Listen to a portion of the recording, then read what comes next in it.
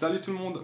Alors si vous voulez faire des fermentations à température ambiante, le début de l'automne et l'hiver sont généralement les meilleurs moments puisqu'on a des températures normalement à l'intérieur des maisons qui sont de l'ordre de 20 à 22 degrés et c'est vraiment une bonne température stable qui permet de pouvoir faire ces recettes sereinement sans avoir à risquer des variations de température trop importantes comme ça peut être le cas en été. Aujourd'hui c'est donc une recette de ce type que je vais vous montrer et c'est même la recette de pâtes que je réalise le plus souvent chez moi. Vous allez voir que c'est une pâte qui est très simple à faire, qui demande peu de temps, mais qui donne néanmoins des produits de très bonne qualité. Et avec cette pâte, dans cette vidéo, on verra ensemble une recette de garniture avec une petite sauce qui varie un petit peu de la sauce tomate. Si le programme vous intéresse, je vous propose de commencer tout de suite avec la pâte. Dans un grand bol, on va verser tout de suite l'eau à température ambiante. J'en profite pour vous rappeler que toutes les quantités seront indiquées dans l'article de blog, lien en description. On ajoute ensuite le sel, la levure sèche ou fraîche, pas besoin de mélanger, sauf si vous avez utilisé du gros sel comme je le fais parfois, dans ce cas là c'est bien de le dissoudre un petit peu.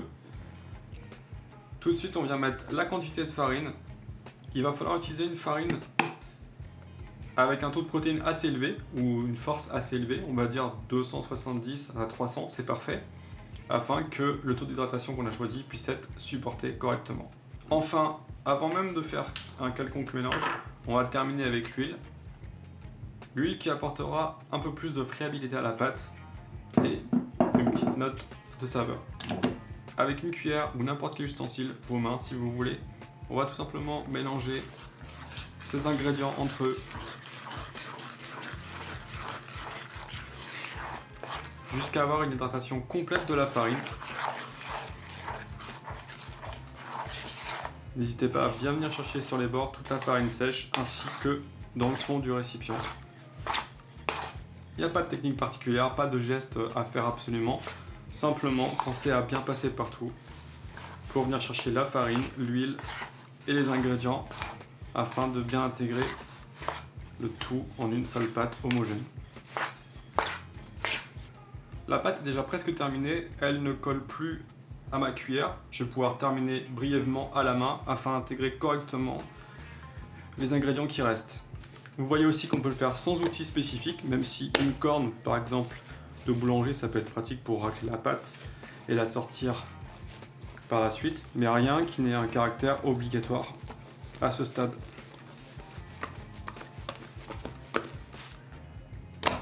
Et voilà, ma pâte est terminée. Comme vous pouvez le voir, c'est une pâte qui est extrêmement grossière, qui n'a aucune structure. Si je tire dessus, elle se déchire tout de suite. Mais ça n'a vraiment aucune importance. La pâte est terminée et vous verrez que quand il sera le temps de faire les pâtons, elle n'aura plus tout le même aspect et ça vous donnera une pâte parfaite. Si je peux vous donner un conseil, c'est de faire cette pâte un soir, avant un jour de congé. Vous la préparez à 20 h. Vous faites ensuite les pâtons vers 9 h le matin, 8-9 h. Et à midi, ils sont prêts à être étalés et transformés en excellente pizza. Bien sûr, n'oubliez pas de couvrir la pâte afin qu'elle ne sèche pas. Vous pouvez utiliser ce que vous voulez, du film alimentaire et tout. Moi, j'aime bien ce couvercle extensible. Laissez votre bac à un endroit où vous savez que la température sera constante, une vingtaine de degrés, 20-22 degrés. Et on se retrouve tout de suite pour la réalisation des pâtons. Donc la pâte là a bien fermenté toute la nuit. Même un tout petit peu plus que ce que j'aurais aimé. Cependant, selon moi, c'est moins grave d'être en surfermentation que en sous-fermentation. Donc on va pouvoir réaliser les pâtons. Si vous êtes à l'aise avec les pâtes un peu hydratées, on peut le faire directement sur le plan de travail sans avoir besoin de rajouter de la farine. Si à l'inverse, vous ne vous souhaitez pas avoir de la pâte qui colle un petit peu éventuellement, ou plus difficile à manipuler, dans ce cas-là, je vous suggère de mettre un voile de farine sur le plan de travail, mais pas trop, pour que ça n'empêche pas de fermer le pâton ensuite. Donc là, on a besoin de la balance, on va peser à 250-260 grammes par là. Et d'un bac à pâtons, c'est l'idéal. Après, si vous n'en avez pas, vous pouvez toujours utiliser des contenants individuels, des petits tupperwares. Ça marchera aussi. Et si vous voulez un bac comme ça, ou n'importe quel autre du matériel que j'utilise au quotidien, eh bien, il y a un lien dans la description qui vous mènera sur la boutique Amazon. Vous pouvez retrouver tous les outils pratiques au quotidien. Je mets un peu de semoule de blé dur dans le fond de mon bac, ça facilite toujours un peu l'extraction ensuite. Ils ont tendance à moins coller quand même. Ça peut aider. Pareil sur la balance. Et je vais prélever les pâtons directement de mon bac, moi, sans mettre sur le plan de travail.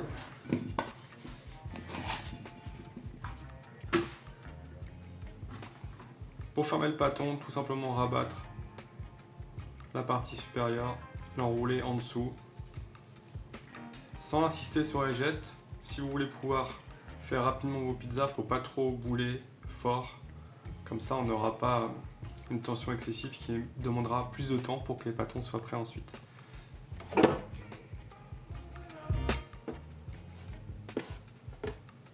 Il ne me reste plus que 2 pâtons à faire, je fais ça tout de suite.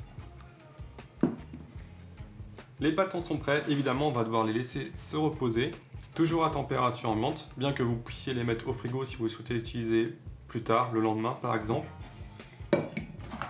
On pense bien sûr à couvrir afin qu'ils ne sèchent pas. Et là, vous devrez attendre minimum 2 heures, peut-être 3 ou 4 selon la température dans votre pièce principale, dans votre cuisine. Mais plus que de se baser sur le temps, c'est plutôt sur les pâtons qu'il faudra regarder. Donc, pour référence, ils sont de cette taille-là et de ce volume. Et pendant cette phase d'après, vous pourrez largement préparer vos ingrédients. D'ailleurs, aujourd'hui, je vais vous montrer une petite sauce hyper simple à faire qui change de la sauce tomate. Voyons ça.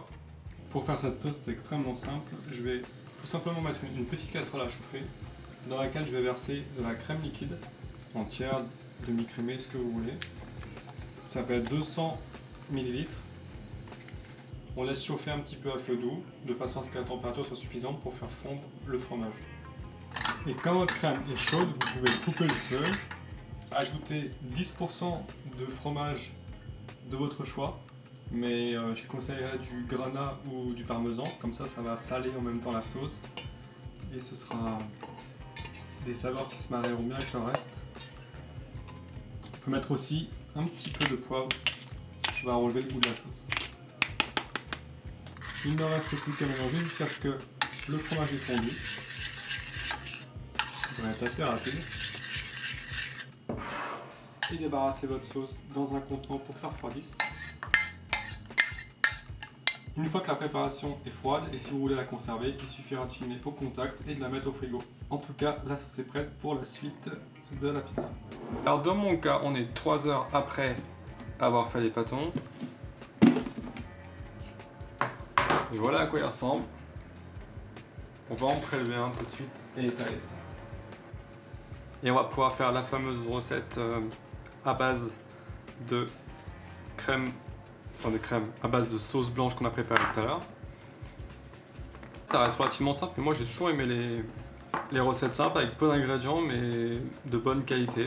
Après si vous préférez garnir davantage vos pizzas ou mettre plus d'ingrédients, vous êtes libre de le faire. C'est vraiment le point intéressant de la pizza, c'est que chacun peut les garnir comme il aime. Comme vous voyez, il y a pas mal de bulles à la surface. On sait que ça va donner une belle texture aérée.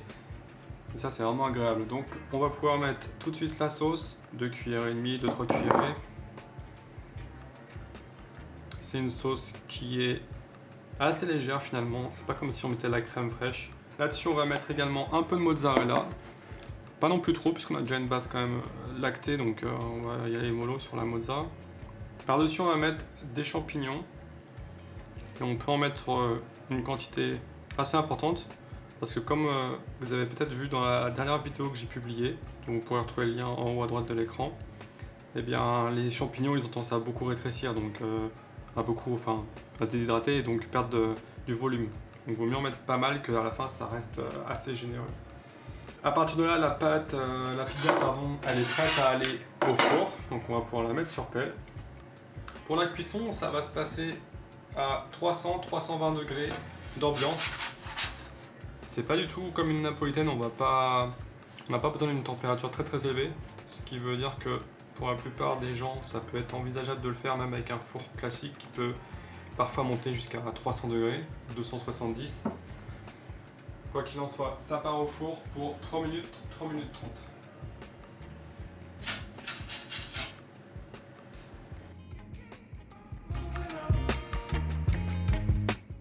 On est au bout de la cuisson. Voilà, donc on a une cuisson qui est bien avancée. mais moi je trouve que c'est agréable parce que ça donne un bon goût à la pâte quand elle est bien cuite. Un peu comme du pain, c'est meilleur je trouve quand c'est bien cuit. Et pour les touches finales de cette pizza, on va mettre un peu de persil et des belles tranches de speck qui vont vraiment bien se marier avec les champignons et la crème au parmesan ou au grana en l'occurrence. Et vous voyez, ce qui est intéressant de mettre le speck après, c'est qu'il a tendance à un petit peu fondre du fait de la chaleur, ce qui donne un côté encore plus fondant justement en bouche. Bon, je vous propose de couper pour voir ce que ça donne.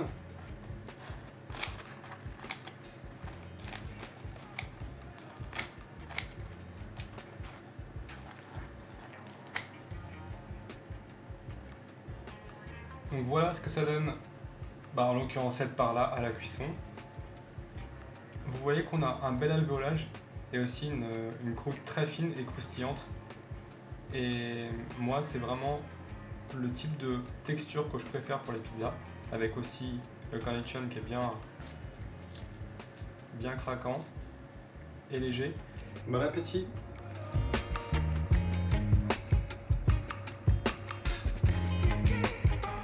Maintenant je vais goûter le bord. J'adore cette pizza. Je trouve que la crème avec le fromage à l'intérieur, ça donne vraiment un accompagnement subtil au reste des ingrédients. Et en même temps, elle n'est pas trop chargée, elle est légère à manger. Bien sûr, il faut bien réaliser, bien cuire la pâte. En tout cas, c'est ce genre de résultat auquel vous pouvez vous attendre si vous suivez bien les étapes de fermentation, que vous prenez soin de votre pâte, vous pourrez vous régaler à la fin. J'espère vraiment que cette vidéo vous a donné envie de réaliser votre propre pâte en suivant ces indications. Ça me ferait très plaisir si vous pouviez essayer cette recette et me dire dans les commentaires ce que vous en avez pensé.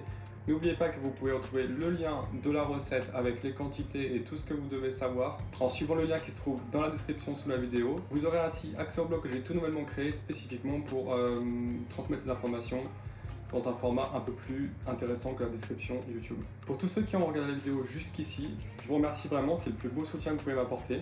Et si jamais vous souhaitez soutenir la chaîne d'une autre façon, vous pouvez bien sûr décider de vous abonner mensuellement à cette chaîne pour une somme très modique. Vous aurez ainsi accès à mes vidéos en avant-première et vous pourrez également me contacter directement et je serai en mesure de vous répondre si jamais vous avez besoin d'aide dans votre pratique de la pizza. Tout ceci étant dit, je vous souhaite une très bonne journée, fin de journée. Et j'espère vous retrouver dans une prochaine vidéo. D'ici là, entraînez-vous et surtout, faites-vous plaisir avec vos pizzas. Ciao!